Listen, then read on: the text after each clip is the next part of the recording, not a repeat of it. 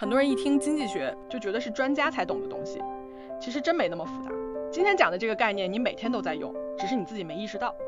先给你一个场景，周六下午你已经买好了一张100块钱的电影票，准备好好放松一下。结果这时候一个朋友打电话过来说晚上请你吃火锅，这时候你会怎么选？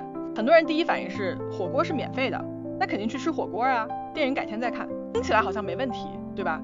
但实际上你已经掉进一个坑里了，因为在经济学里，这顿火锅根本就不免费。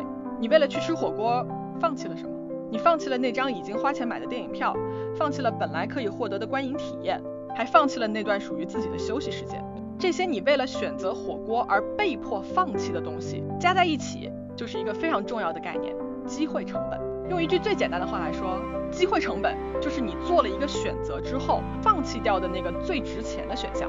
注意，是最值钱的那个，不是全部。人生就像自助餐，看起来选择很多，但你一次只能吃一盘。你选了 A， 就一定会失去 B。比如说，你选择去读研，那你的机会成本就是这3年你本来可以赚到的钱和积累的经验。你把10万块钱存进银行，那你的机会成本就是这笔钱如果拿去做更好的投资，本来可以多赚的那部分收益。所以记住一句话，机会成本不是你花了多少钱，而是你错过了多少钱。那为什么这个东西这么重要？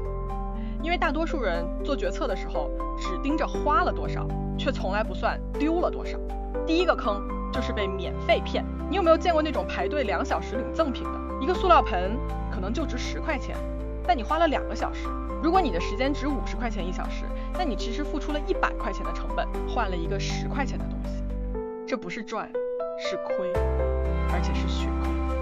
第二个坑是把时间浪费在不值的事情上。为什么有些人从来不在网上跟别人争论？不是他们脾气好，而是他们算得清。你跟人争半小时，机会成本可能是一个赚钱的机会，或者是一段休息时间。真正厉害的人，不是时间多，而是他们知道时间值钱。接下来再说2个特别容易踩的误区。第一个误区是把所有放弃的东西都算进去，比如中午吃饭，你可以选拉面、盖饭或者快餐，你最后选了拉面，那你的机会成本不是盖饭加快餐，而是这2个里面你最想吃的那个。永远只算最优替代，不要全加。第二个误区是舍不得已经花出去的钱。比如你看电影，看了一半发现是烂片，很多人会想，票都买了，不能浪费，硬着头皮看完。但实际上，这个钱已经回不来了，这叫沉没成本。你现在继续坐在那儿的代价，是你本来可以去做别的更开心的事情。聪明的人一旦发现选错，会立刻止损，而不是继续浪费时间。